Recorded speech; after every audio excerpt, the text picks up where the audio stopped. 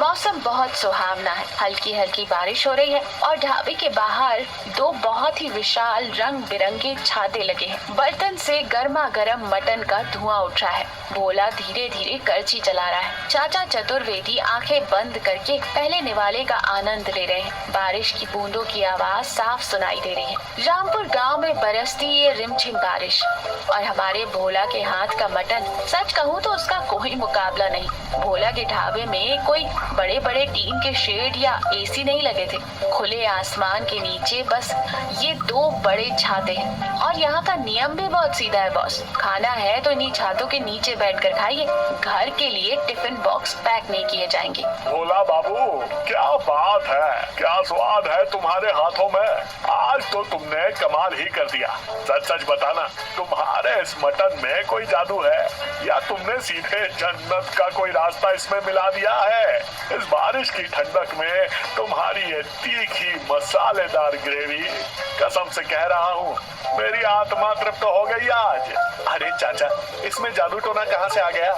ये तो बस दादाजी की पुरानी रेसिपी है और आप जैसे बड़ों का प्यार है। मैं तो बस इसे धीमी आंच पर बड़े इत्मीनान से पकाता हूँ, शायद इसलिए स्वाद आ जाता है। आप लोग खाकर दुआएं देते हैं तो स्वाद अपने आप दोगुना हो जाता है। ढाबे के ठीक सामने नटवर अपनी खाली दुकान में बैठा। वो एक तौलिए से मक्खी उड़ा रहा है। उसकी दुकान अंदर से बहुत फैंसी है पर एक भी ग्राहक नहीं है। वो खिड़की से भोला के ढाबे की भीड़ और उन रंग बिरंगे छातों को घूर रहा है। पागल, इस गांव के लोग पूरी तरह से पागल हो गए हैं। मेरी दुकान में फर्स्ट क्लास पंखे लगे हैं, बैठने के लिए गद्देदार कुर्सियां हैं, शीशे की मेजें हैं, फिर भी यहाँ कोई झांकने नहीं आता। और उस भोला के पास क्या है? दो टेंट जैसे छाते तान लिए हैं और लोग इस बारिश में उस कीचड़ में बैठकर हड्डियां चूस रहे हैं। पक्का इसने मटन में कोई नशीली जड़ी बूटी मिलाई है, वरना इस बारिश में कीचड़ में सामने कौन जाएगा? कुछ तो करना पड़ेगा इसका। नटवर एक गहरी सांस लेता है, अपनी मूंछों पर हाथ फेरता है। धीरे धीरे उसके चेहरे का गुस्सा गायब हो जाता है और एक कुटिल मुस्कान आ जाती है। उसकी आंखों में एक आइडिया चमकता है। नहीं नटवर, गुस्सा करने से काम नहीं चलेगा। ओहो, तो गांव वालों को छाते के नीचे बैठकर खाना पसंद है, खुले आसमान का मजा चाहिए। ठीक है, अब मैं भी इनको छाता दूंगा, उससे भी बड़ा छाता, सुपर डिलक्स छाता। फिर देखता हूँ ये लोग उसके पास कैसे जाते हैं। अगले दिन नटवर ने अपनी दुकान के बाहर भोला से भी बड़े 3 अजीब से लाल रंग के छाते लगा लिए। चाचा चतुर्वेदी भोला के ढाबे की तरफ जा रहे हैं और नटवर दौड़कर उनका रास्ता रोक लेता है। अरे चाचा, रुकिए रुकिए, कहाँ जा रहे हो उस कीचड़ वाले ढाबे में? इधर आओ, आज आपके नटवर ने भी आपके लिए स्पेशल छाता सिस्टम चालू किया है और आपके लिए एक बम्पर ऑफर भी है। एक प्लेट मटन खरीदो, दूसरी प्लेट एकदम फ्री। आइए आइए, मेरे छाते के नीचे बैठिए। चाचा चतुर्वेदी संदेह की नजरों से नटवर और उन लाल छातों को देखते हैं। एक पर एक फ्री? अरे नटवर बेटा, जब पकाने वाले की नियत में खोट होता है ना, तभी खाने में ऐसे डिस्काउंट मिलते हैं। खैर, तू इतना जोर दे रहा है और छाता भी बहुत बड़ा लगाया है, तो ला, आज तेरा मटन भी चख लेते हैं। नटवर बहुत खुश होकर चाचा को बिठाता है और मटन की प्लेट लाता है। चाचा एक पीस मुंह में डालते हैं और उनका चेहरा पूरी तरह बिगड़ जाता है। वो पीस को चबा भी नहीं पाते, वो रबर की तरह खिंच जो रहा था। चाचा खांसते हुए पानी का ग्लास उठाते हैं और हाफते हुए कहते हैं, अरे नटवर, ये क्या है? ये मटन का पीस है या किसी पुराने ट्रैक्टर का टायर?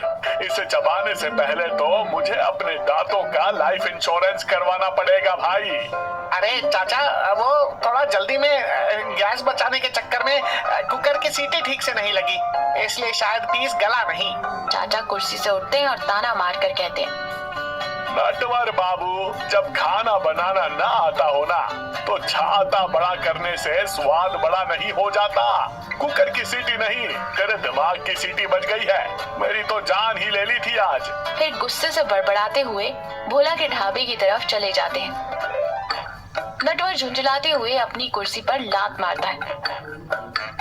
बाहर तेज बारिश हो रही है। भोला और शांति अगले दिन के लिए मसाले कूट रहे हैं। दोनों बहुत शांति से अपना अपना काम कर रहे हैं। तभी दरवाजे पर खटखटाने की आवाज आती है। नटवर भीगता हुआ अंदर आता है। उसने ऐसा चेहरा बनाया है जैसे वो रो पड़ेगा। भोला हैरानी से अपनी जगह से उठकर कहता है, अरे नटवर भाई, इतनी रात को इस बारिश में क्या हो गया? सब कुशल मंगल तो है? कहाँ कुशल मंगल भोला भाई, मैं तो बर्बाद हो गया। मेरा भोजनालय बिल्कुल नहीं चल रहा, सारा पैसा डूब गया। कर्जा इतना बढ़ गया है कि अगर 2 दिन में दुकान नहीं चली तो मुझे अपना सब कुछ बेचकर ये गांव छोड़ना पड़ेगा। मुझे कोई रास्ता नजर नहीं आ रहा भाई, मैं सड़क पर आ गया हूँ। हिम्मत रखो नटवर भाई, व्यापार में उतार चढ़ाव तो आते रहते हैं। ऐसे गांव छोड़ने की बात क्यों करते हो? तुम बताओ, मैं तुम्हारी क्या मदद कर सकता हूँ? नटवर भोला के हाथ को पकड़कर गिड़गिड़ाते हुए कहता है, भोला, तूने भगवान की तरह पूछा है, तो बस मुझे अपना वो सीक्रेट मसाला दे दे, सिर्फ कुछ दिनों के लिए। जब तक मेरे कुछ पक्के ग्राहक नहीं बन जाते, उसके बाद मैं तेरा मसाला वापस कर दूंगा। मेरे कर्ज उतरने तक मेरी इज्जत बचा ले भाई। ये क्या मजाक है नटवर जी? व्यापार में क्या कोई अपनी रेसिपी या मसाले बांटता फिरता है? आप मांगेंगे और हम दे देंगे? ये कोई परचून की दुकान है क्या? शांत हो जाओ शांति, वो मुसीबत में है। नटवर भाई, मेरे पास कोई ऐसा सीक्रेट या जादुई मसाला नहीं है जो मैं तुमसे छुपा रहा हूँ। मैं तो वही साधारण मसाले डालता हूँ जो सबके घरों में होते हैं। फर्क बस इतना है कि मैं मटन को 3 घंटे तक बहुत प्यार और धीरज के साथ पकाता हूँ। फिर भी अगर तुम्हें लगता है कि मेरे डिब्बे में कोई जादू है तो ये लो। भोला उसे मसालों से भरा एक छोटा डिब्बा देता है। कल इसका इस्तेमाल कर लेना, लेकिन मेरी एक बात हमेशा याद रखना नटवर भाई, खाना तेज आग पर नहीं, पकाने वाले के सब्र पर पकता है। नटवर के चेहरे पर एक कुटिल खुशी आ जाती है। वो तुरंत डिब्बा लेता है और बिना कुछ कहे वहाँ से निकल जाता है। नटवर ने अपनी दुकान के बाहर एक बड़ा सा बोर्ड लगा दिया है, भोला के स्वाद वाला मटन यहाँ मिलेगा। 2-3 नए ग्राहक बैठकर खा रहे हैं। भोला और शांति उदास होकर अपने ढाबे से ये सब देख रहे हैं। उनका ढाबा आज खाली है। देख लिया आपने, आपकी शराफत का क्या सिला मिला। वो मगरमच्छ के आंसू रोया और आपने पिघलकर अपना मसाला उसे दे दिया। अब उसने हमारा ही मसाला लेकर हमारे ही सामने आपके नाम का बोर्ड लगा लिया। आज हमारे छातों के नीचे कोई नहीं है। उसने हमारे पेट पर लात मार दी जी। परेशान मत हो शांति, मैंने उसे सिर्फ अपना मसाला दिया है, अपना तजुर्बा और अपना प्यार नहीं। स्वाद मसालों में नहीं, हाथों में होता है। थोड़ी देर सब्र कर, फिर देख क्या होता है। अचानक नटवर के छाते के नीचे बैठे ग्राहक खांसने लगते हैं, पानी थूकते हैं और गुस्से से चिल्लाने लगते हैं। नटवर घबराकर उनके पास दौड़ता है। ये क्या बकवास है नटवर? बाहर से मसाले की खुशबू तो बहुत अच्छी आ रही है, लेकिन अंदर से मटन का पीस बिल्कुल कच्चा है और ग्रेवी तो एकदम पानी जैसी है। नमक मिर्च का कुछ अता पता ही नहीं है। चलो रे सब, अपना भोला भाई के पास ही चलते हैं। ये आदमी भोला का नाम खराब कर रहा है। सारे ग्राहक गुस्से में उठकर भोला के छाते के नीचे आकर बैठ जाते हैं। नटवर अपने उस बड़े छाते के नीचे बिल्कुल अकेला है। उसे समझ नहीं आ रहा कि आखिर हुआ क्या। भोला धीरे धीरे बारिश में चलते हुए नटवर के पास आता है। तू मेरी हालत देखकर हंसने आया है ना भोला? तूने जानबूझकर मुझे कल रात गलत मसाला दिया था ना? तू मुझसे जलता है। तूने मुझे बहुत बड़ा धोखा दिया है। नटवर भाई, मैंने तुम्हें वही असली मसाला दिया था जो मैं रोज इस्तेमाल करता हूँ।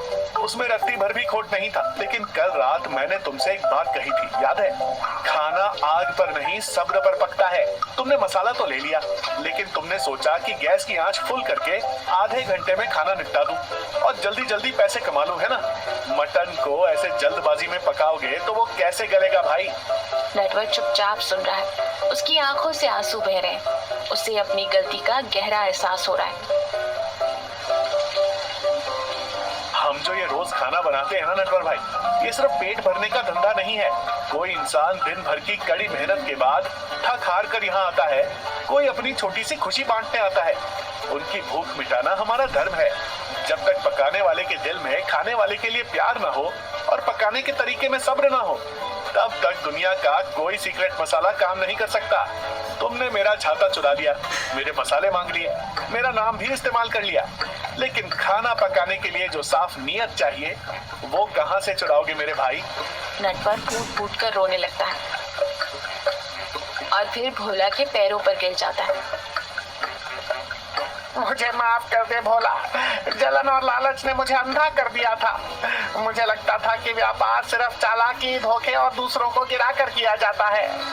आज तूने मेरी आंखें खोल दी। तूने मुझे जिंदगी का सबसे बड़ा सबक दिया है। कल से ये सारे शॉर्टकट बंद। शांति पीछे से चलकर आती है। दुकान बंद करने की कोई जरूरत नहीं है नटवर जी। आप मटन सही से नहीं पका पाते तो क्या हुआ? मैंने गांव वालों से सुना है कि आपके हाथों की दाल फ्राई का तड़का बहुत ही गजब का होता है। आप उसी से शुरुआत क्यों नहीं करते? मटन खाने वाले हमारे छाते के नीचे आ जाएंगे और दाल चावल शाकाहारी खाने वाले आपके छाते के नीचे। दोनों का व्यापार चलेगा। नटवर बहुत हैरानी से भोला और शांति को देखता है। भोला मुस्कुराते हुए अपना सिर हिलाकर सहमति देता है। उनकी इस अच्छाई को देखकर नटवर को एक नई उम्मीद मिलती है। तुम दोनों बहुत अच्छे इंसान हो भोला। मैं वादा करता हूँ आज के बाद मैं कभी किसी से ईर्ष्या नहीं करूँगा। अपनी खुद की मेहनत और पूरी ईमानदारी से काम करूँगा। तभी चाचा जी अपनी टेबल पर से जोर से चिल्लाते हैं। अरे भोला बाबू, तुम दोनों अपनी ये पंचायत बाद में फुर्सत में कर लेना। पहले इधर एक प्लेट मटन और भिजवाओ।